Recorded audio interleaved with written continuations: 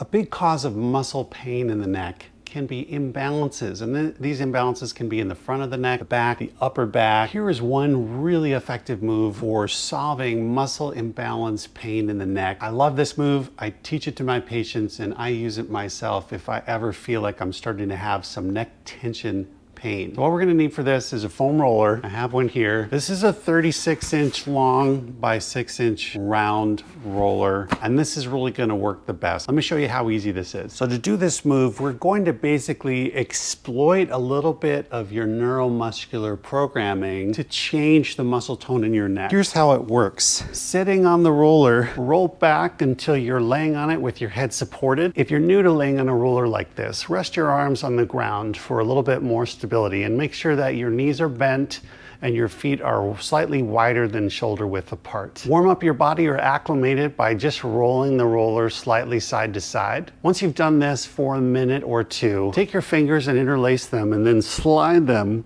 right underneath your head. We want your fingers under your head and not your neck, because we're going to next begin to lift your head off the roller one vertebrae at a time, and this is key. Make sure that you really are lifting with your arms and you're moving one vertebrae at a time. This is very slow, and this movement is called spine like a chain. So picture in your mind a chain. It could be a standard metal chain or a bicycle chain or something with links in it. And in this example, your vertebrae are the links. And so just very slowly and deliberately lift these links off of the roller. The roller is going to amplify the feeling of your body weight. It's going to amplify your sense of the movement and your perceptions of it, which is extremely useful for neuromotor retraining. I'm just going to reverse and go down one link at a time. Once you've done that half a dozen times or so, make sure your feet are in a good position.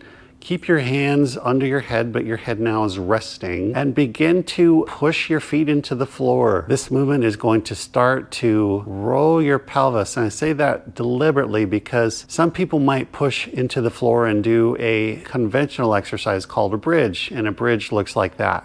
You're pushing into the floor and your hips are going up. We want this to be a roll, link by link, just like what we did in your neck. So if we do it that way, then when you push with your feet, the very first thing that happens is your pelvis rolls. So you're gonna roll until you reach the end of that motion. And at this point, your lumbar spine is going to also start to lift link by link. Move slowly, move deliberately. Go to the point where you feel it would become more of a strain if you continued, and pause and slowly reverse, lowering and laying down each segment, each link of the chain, each vertebrae, and then finally release your pelvis all the way so your pelvis rolls back to neutral. And now we have two ends of a chain. We have the upper end and we have the lower end, and start to combine them. Lift one, lower it down. Lift the other and lower that down. Do that a number of times, but as you begin to feel a little bit more confident, a little bit more comfortable, start to lift one while you're lowering the other. And so you are now rocking along your spine, along your vertebrae. Check in frequently with two things. Check in that you're breathing, and check in that you're not trying to help your hands support the weight of your head. This is going to be a very effective way for you to lengthen, loosen, and relax painful, tight muscles in your neck. Once you've done that, press your feet into the floor to rock your pelvis like this, forward and backward, and allow that movement to translate up your spine. Everything is connected. So whatever happens in your hips and pelvis is going to push a movement through your whole spine, which will eventually get to your head and neck. And if your head and neck rocks like this when you're done, then you've done a good job. You've made a change in the muscle tone and effort of your neck. Getting off of the roller, feel for the floor, roll carefully onto your side,